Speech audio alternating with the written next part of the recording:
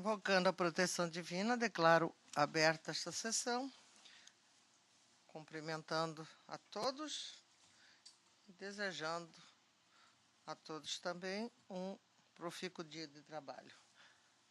Conclamo meus pares, antes de conclamar meus pares apreciarem a ata da sessão anterior, um abraço carinhoso no Dr. Flávio Bertin, que esteve conosco até poucos dias atrás e muito dignificou esta corte. Seja bem-vindo sempre a esta casa. A concitos pares apreciarem a ata da sessão anterior. Nada havendo a ser anotado, dou-a por aprovada. Julgamento, processo 141, 18, agravo interno, recurso eleitoral, representação, propaganda política, agravante Rodrigo Lude e agravado Ministério Público Eleitoral. Desembargador Luiz Ferreira é o relator com a palavra. Muito obrigado, senhor. Esse agravo foi deduzido por Rodrigo Lude, contradição monocrática deste relator, que, em razão de intempestividade, negou o seguimento do recurso eleitoral oposto em favor da sentença prolatada pelo juiz da 10ª Zona, que o condenou ao pagamento da multa de R$5.000 pela prática de propaganda eleitoral antecipada, nos termos do artigo 36, parágrafo 3º da Lei 9.504/97. O agravante sustenta que o recurso deve ser considerado tempestivo, uma vez que o prazo de 24 horas deveria ser convertido em um dia, não podendo assim ser computado o primeiro dia do fluxo recursal, conforme interpretação conferida ao artigo 3A, ao parágrafo 3A do artigo 3º da Resolução TRE-MT número 1468 de 2014. Alega, ademais, que o ato de ciência da sentença teria natureza de citação e não de intimação, tornando-se imprescindível que a notificação se efetivasse pessoalmente. Artigo 2º, parágrafo 2º da Resolução TRE-MT já referida. Postula ao final o provimento deste agravo para que seja conhecido o recurso eleitoral interposto e, quanto a este, prolatado de São de Mérito. Estado a se manifestar, a Procuradoria opina pelo provimento do recurso do agravo, mais profundamente diverso. No caso do descumprimento pelo juiz do prazo de 24 horas para decidir e fazer publicar a decisão conforme determina o parágrafo 7º do artigo 96 da Lei 6 de 1904/97, que afastaria a utilização do mural eletrônico para impor a necessidade de intimação pessoal do recorrente. É o resumo do relatório. A Procuradoria mantém o parecer. Preambularmente, temos que examinar o argumento trazido pela Procuradoria, que se manifestou pelo provimento do agravo em razão do descumprimento pelo sentenciante do prazo para prolatar a decisão e fazê-la publicar nos termos que estabelece o artigo 96, 7º, da Lei 9.504/97. Com efeito, o dispositivo estabelece que, após a conclusão do feito para julgamento, o juiz eleitoral deve sentenciar e publicar em cartório no prazo de 24 horas. Não se pode olvidar, contudo, que este regional regulamentou o uso do mural eletrônico, dispensando o procedimento eludido no parágrafo anterior.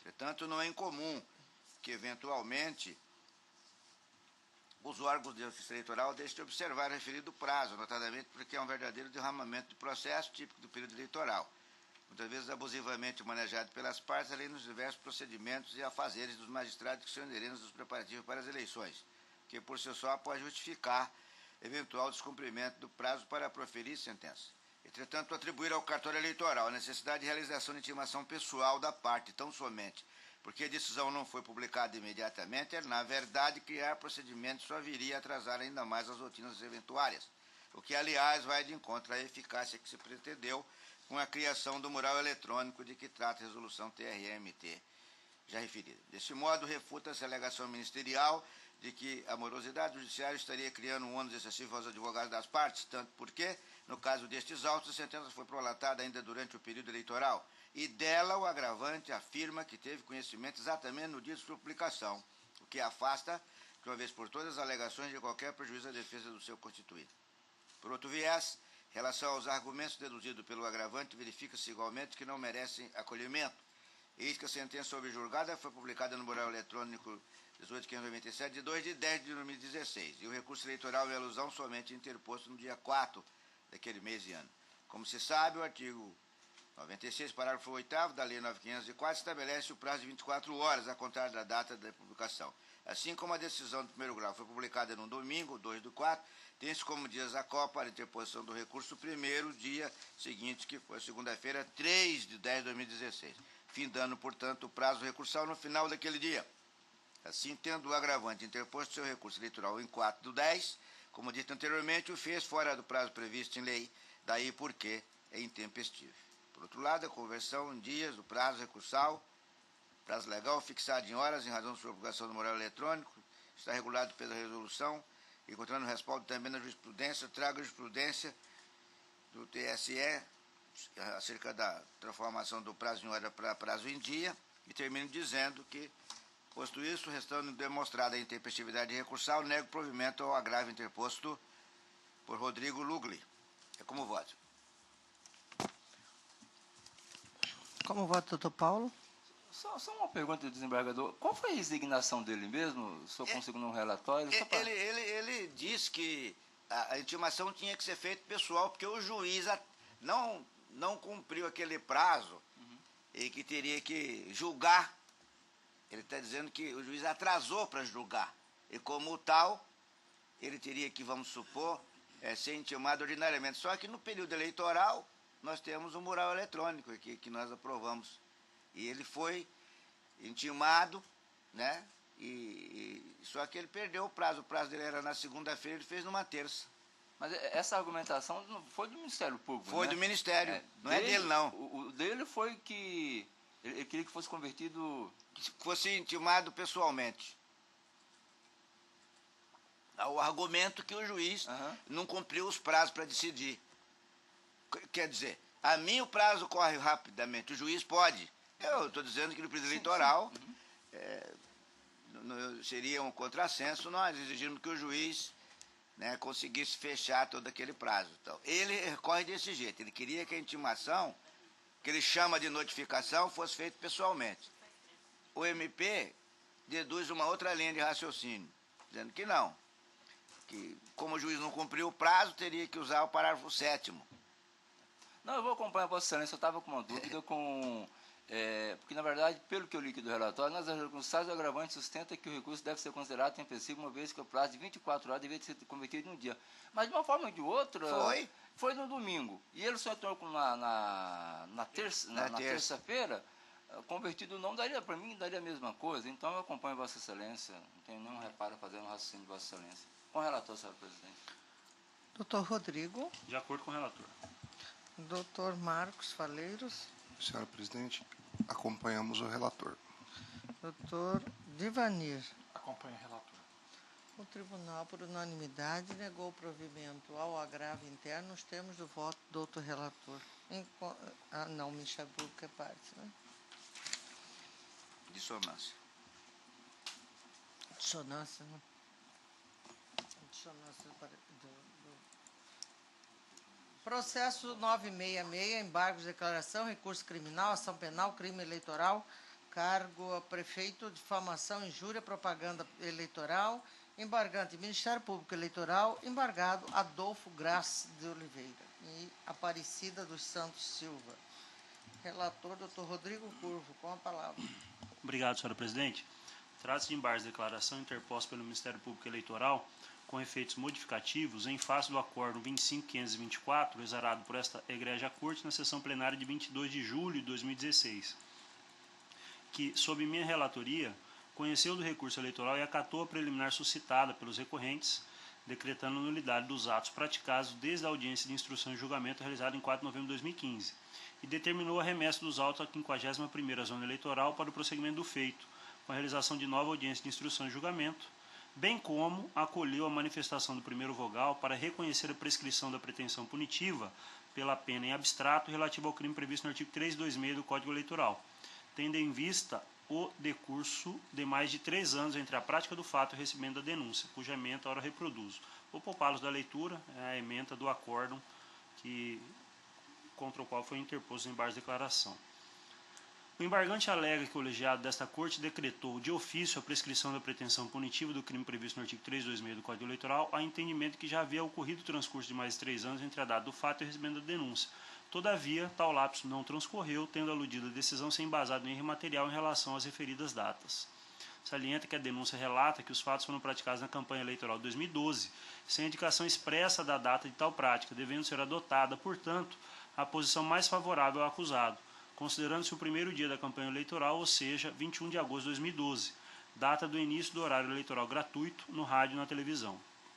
Aduz que, tendo a denúncia sido recebida em 7 de abril de 2015, restou evidente que não houve transcurso do prazo de 3 anos entre o fato e o recebimento da denúncia. Requer, ao final, o provimento dos embargos para que haja o reconhecimento do erro material e atribuição de efeito modificativo ao recurso, para que o acórdão 25.524 seja reformado na parte que decretou de ofício a prescrição do crime previsto no artigo 326 do Código Eleitoral. Devidamente intimadas, as partes embargadas não apresentaram contra-razões. Este é o relatório, senhora presidente. Não tem parecer. Vossa Excelência prossegue. Obrigado. Os declaratórios são tempestivos, interpostos dentro do tríduo legal, nos termos do 275, parágrafo 1º do Código Eleitoral, conforme até a certidão de folhas 332, presentes, pois, os pressupostos de admissibilidade deles conheço. Aqui, aquela fundamentação fazendo remissão à previsão legal do desembarque declaratório, com essa finalidade, vou poupá-los da leitura, o texto legal, e prossigo mais à frente. O embargante alega a existência de erro material para fundamentar o seu recurso, o que admitiria o cabimento dos embargos de declaração nos termos do artigo 1022.3 do novo Código de Processo Civil. Registra que o colegiado desta Corte decretou de ofício a prescrição da pretensão punitiva pela pena em abstrato do crime previsto no artigo 326 do Código Eleitoral, ao entendimento que já havia ocorrido o transcurso de mais de 3 anos entre a data do fato e o recebimento da denúncia. Todavia, tal lapso não transcorreu, tendo aludido a decisão ser embasado em erro material em relação às referidas datas. Aqui acrescento só que, para se recordar, o processo da minha relatoria, obviamente, mas foi suscitado pelo Dr. Marcos Faleiros, na condição de primeiro vogal, a prescrição do artigo 326, ora analisado. O artigo 326, caput do Código Eleitoral, prevê a pena de detenção de até 6 meses para a prática do delito de injúria nele tipificado. Nota-se que é de 3 anos o prazo prescricional dos crimes com pena máxima privativa de liberdade inferior a 1 ano. A pena de multa, quando for a única aplicada, ocorre em 2 anos e, quando combinada de forma alternativa ou cumulativa, segue o mesmo lapso estabelecido para a pena privativa de liberdade. O marco inicial da prescrição é a data do fato. Contudo, o lapso prescricional pode ser suspenso, ocasião em que volta a ser computado de onde parou, ou interrompido, quando volta a fluir desde o início, após um dos eventos processuais descritos no artigo 117 do Código Penal. Na hipótese, a denúncia não traz a informação exata do dia do crime, apenas afirma que a conduta típica foi praticada durante a campanha eleitoral de 2012. Assim, conforme apontado pelo doutor Procurador Regional Eleitoral, há de ser considerada a data do início do horário eleitoral gratuito no rádio e na televisão, 21 de agosto de 2012, como o dia da prática do crime, eis que se mostra mais favorável aos acusados. Cito aqui, faço remissão aqui ao calendário eleitoral daquele ano de 2012.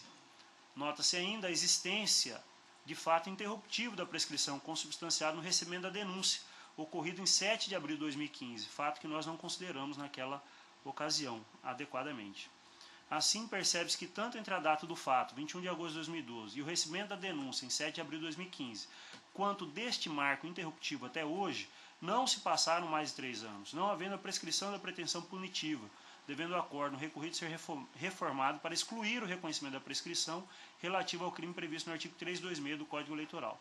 Com essas considerações, eu dou provimento aos aclaratórios interpostos pelo Ministério Público Eleitoral, atribuindo a eles efeitos infringentes para reformar o acórdão 25.524 no ponto que decretou de ofício a prescrição do crime previsto no artigo 326 do Código Eleitoral, haja vista a não ocorrência da prescrição da pretensão punitiva pela pena em abstrato, mantendo-o no que se refere às demais providências, ou seja, na íntegra permanece o acordo com relação à anulação da sentença e devolução aos autos a juízo de origem para prosseguimento, incluído aqui o artigo 326, que é uma das 3 imputações oferecidas pelo Ministério Público.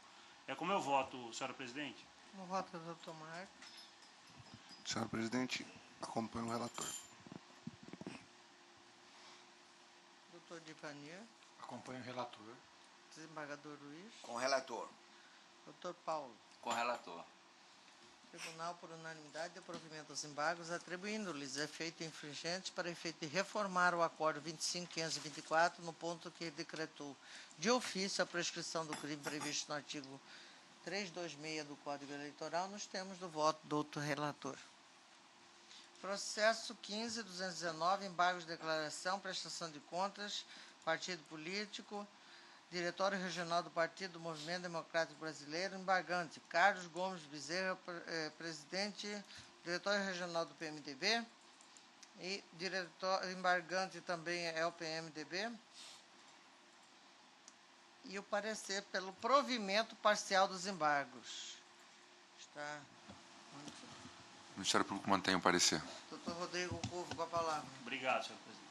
Trata-se de embargos de declaração interposto pelo Diretório Estadual do PMDB em face do Acordo 25.597, exarado por esta Corte na sessão plenária de 6 de setembro de 2016, sob minha relatoria, que desaprovou as suas contas relativas ao exercício 2011, aplicando a penalidade de suspensão do repasse de novas cotas do fundo partidário pelo prazo de 4 meses e determinou a devolução dos recursos do fundo partidário recebidos durante o período de cumprimento de sanção de suspensão do repasse de cotas, cuja ementa ora reproduzo.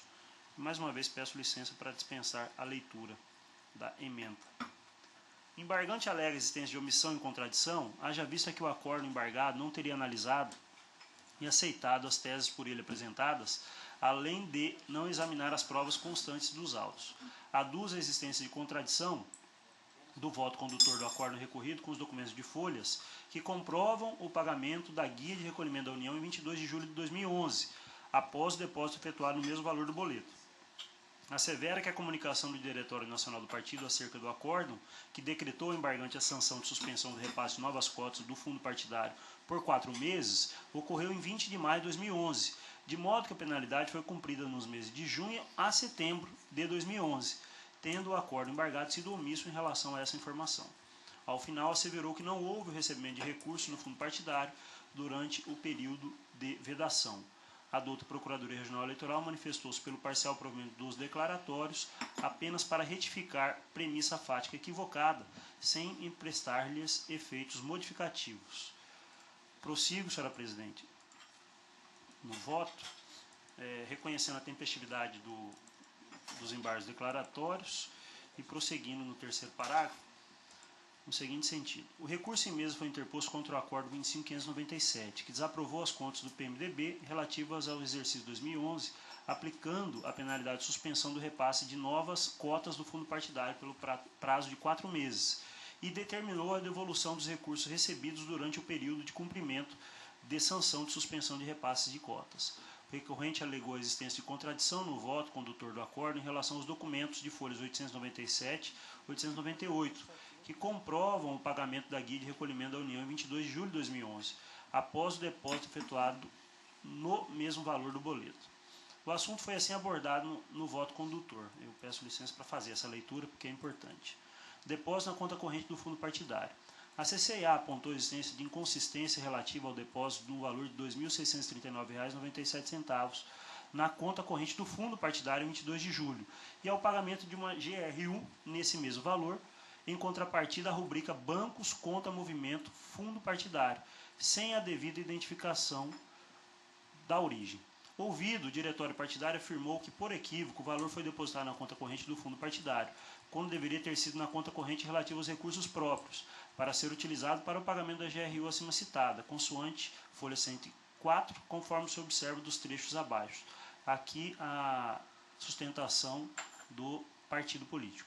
Em razão ao valor de R$ 2.639,97, o valor fora depositado equivocadamente no fundo partidário, pois deveria ser pago a guia que consta as folhas tais. E mais abaixo, salienta-se que o valor supra deveria ter sido depositado nos recursos próprios, ocorrendo um equívoco do depósito no fundo partidário.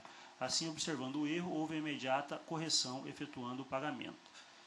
Prossegui naquela ocasião. Não obstante as explicações apresentadas, não foi esclarecido em que processo de prestação de contas este assunto foi tratado. Não foram apresentados os respectivos documentos comprobatórios, nem informações relativas a que se refere o pagamento realizado por meio da GRU em questão. Dessarte, tendo em vista as justificativas acima citadas, tenho a inconsistência como parcialmente atendida, anotando a indicação de ressalva. Já agora, prossigo no voto, afirmando que assiste parcial razão ao embargante, posto que o voto condutor se embasou em premissa fática equivocada, quanto à afirmação de que, aspas, não foram apresentados os respectivos documentos comprobatórios e aqui o ponto, nem informações relativas a que se refere o pagamento realizado por meio da GRU em questão. Eis que os documentos de folha 189 e 897 e 898 demonstram a realização do depósito no valor de R$ 2.639,97 pelo senhor Silvio Santiago, e logo após a quitação da guia de recolhimento da União com recursos sacados mediante cheque da conta relativa aos recursos do fundo partidário, consoante se observa do extrato bancário de folha 94. Neste ponto, assiste razão ao diretório. As folhas 894 e 896, o embargante justifica que a referida guia de recolhimento diz respeito à devolução de recursos públicos aplicados irregularmente. Todavia, não esclareceu em que processo de prestação de contas o assunto foi tratado, nem apresentou cópia do acordo que determinou tal devolução, apesar de afirmar que o fazia conforme o trecho abaixo transcrito, disse o partido na ocasião, que a origem do valor supra fora de compra equivocada efetuada pela agremiação, onde o TRE-MT, conforme faz cópia em acostado, requeriu a sua devolução, nas palavras conforme ditas pelo partido, por meio de seu representante. Foi nesse sentido que o voto condutor fez as observações abaixo. Não obstante as explicações apresentadas, não foi esclarecido em que processo de prestação de contas este assunto foi tratado.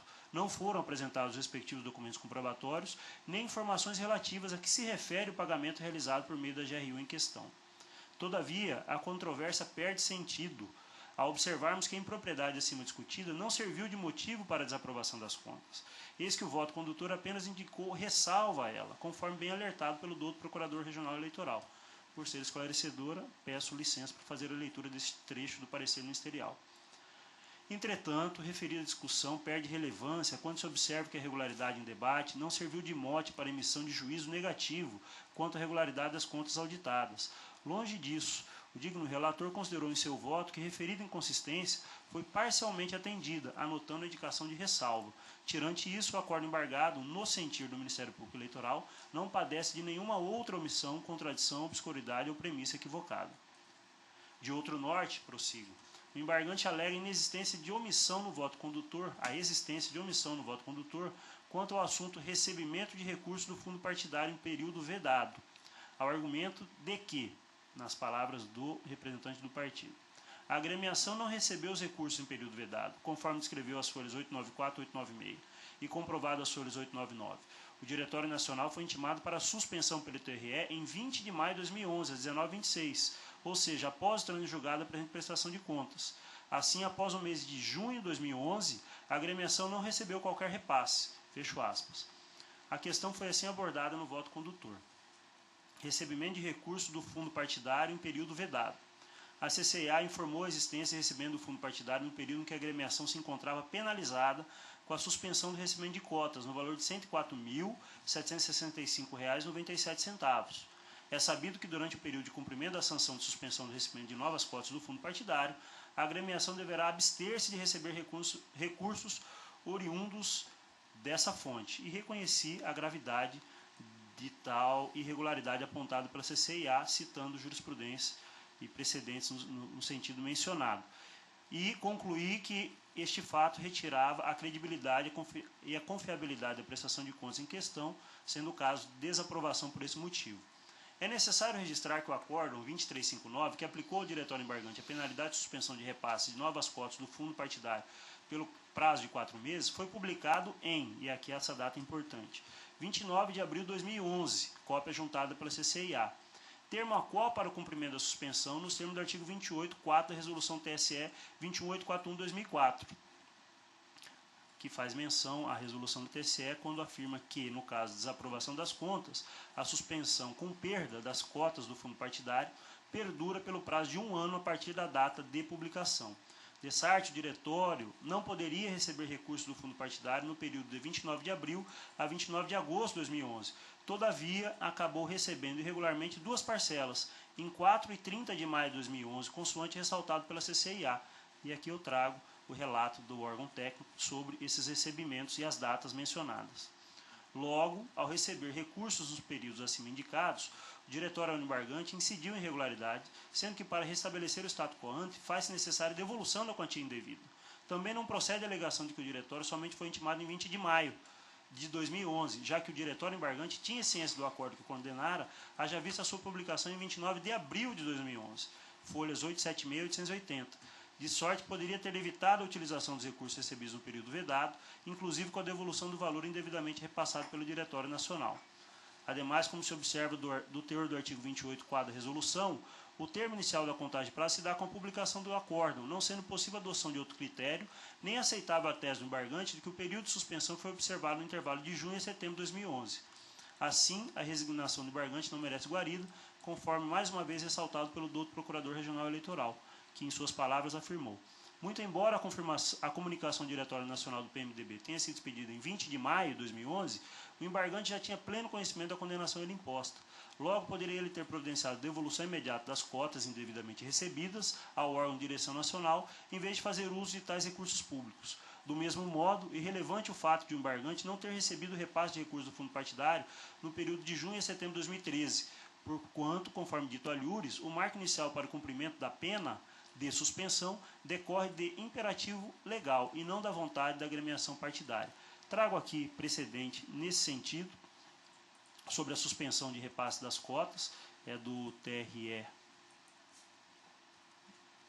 relator ministro Admar Gonzaga, do TSE, e finalizo, eminentes pares. Logo, não havendo omissão no acordo recorrido, mas apenas o uso de premissa fática equivocada, mas que não modifica o entendimento externado no acordo embargado, o caso é de parcial provimento dos embargos ora analisados, mas sem a atribuição de efeitos modificativos. Posto isso, em consonância com o parecer do douto Procurador Regional Eleitoral, dou parcial provimento aos embargos de declaração e apreço apenas para retificar premissa fática equivocada, mantendo, contudo, o acordo embargado quanto aos demais fundamentos. É como voto, senhora presidente? Como voto do doutor Marcos Faleiro? Senhora presidente, acompanho o relator. Doutor Divanir? Acompanho o relator. Desembargador Luiz? Com relator. Doutor Paulo? Com relator. O Tribunal, por unanimidade, deu parcial provimento aos embargos, tão somente para retificar a premissa fática equivocada, mantendo o acordo embargado quanto aos demais fundamentos, nos termos do voto do doutor relator, em consonância com o parecer ministerial. É isso, doutor Rodrigo. Parece-me que Vossa Excelência havia dado parte infringente ou eu me equivoco? Sem efeitos infringentes. Fim da pauta judicial, matéria administrativa, processo 1209, dispensa e designação de juízes eleitorais, 16ª, 28ª, 53ª, 50ª e 11ª e ainda a 48ª zona eleitoral, decorrente da movimentação dos juízes de direito na justiça comum. Isso é bastante corriqueiro, por isso eu estou trazendo aos senhores para a designação desses juízes. Eu homologuei a portaria 557/2016, a qual eu trago agora para apreciação do Pleno, mediante a qual, em decorrência de atos expedidos pelo Tribunal de Justiça de Mato Grosso, que movimentou magistrados no âmbito da Justiça Comum, e foram dispensados da jurisdição eleitoral e designados para juízes jurisdicionar a 7ª, 11ª, 17ª, 17ª, 28ª, 41ª, 42ª, 48ª, 50ª, 53ª, 56ª e 57ª zonas eleitorais, sediadas respectivamente Diamantino, Aripuanã, Vila Rica, Arenápolis, Porto Alegre do Norte, Araputanga, Sapezal, Cotriguaçu, Nova Monte Verde, Ribeirão Cascaleira, Brás Norte e Paranatinga. Meu despacho foi, obviamente, a de referendo do Pleno, razão pela qual eu estou trazendo a apreciação dos senhores em razão dessa movimentação que teve no TJ e consulto os senhores se todos estão, o voto está disponível aí no Pleno aos senhores. Todos de acordo? De acordo. Tribunal, por membro do Tribunal, por unanimidade, homologaram a portaria 557/2016, mediante a qual, em decorrência de atos expedidos pelo Tribunal de Justiça de Mato Grosso, que movimentou magistrados, na verdade foi a promoção, né, doutor Rodrigo, a promoção interna, né? Foi em razão... não deixa de ser uma movimentação, mas é a promoção interna. Que movimentou magistrados no âmbito da Justiça Comum, foram dispensados da jurisdição eleitoral e designados juízes para jurisdicionar as respectivas zonas anotadas no acordo, sediadas, respectivamente, em Diamantina, Aripuanã, Vila Rica, Arenápolis, Porto Alegre do Norte, Araputanga, Sapezal, Cotriguaçu, Nova Monte Verde, Ribeirão Cascalheira, Brasnorte e Paranatinga. O outro processo, que é o 43685, Exatamente. em decorrência de erro material, houve um equívoco na edição da resolução 1980, 24 de 1 de 2017, relativa aos dias das sessões plenárias, nos meses de fevereiro e março do corrente ano, motivo pelo qual se faz necessária uma retificação nas referidas datas, já considerando a alteração precedida mediante a resolução 1989, de 6 de 2 de 2017. Eu estou aqui apresentando essa retificação e dizendo as datas na retificação da mencionada resolução, que está aberta aí aos senhores. E consulto se há alguma divergência, se todos estão de acordo. De acordo. Todos de acordo. O Tribunal Eleitoral, por unanimidade, resolve alterar em parte. Não sei se alterar, é retificar só uma parte. Bom, alterar em parte a resolução 1960, que dispõe sobre o calendário das sessões atinentes ao primeiro semestre de 2017, consolidando-se o texto originário com as alterações promovidas pela resolução 1980 de 2017. Mas eu deixo a palavra aberta, nós temos um encontro aqui. É hoje que nós vamos fazer A reunião? reunião? Sim. Mais alguma... Nada mais havendo a ser tratado, agradecendo a presença de todos, declaro encerrada a presente sessão.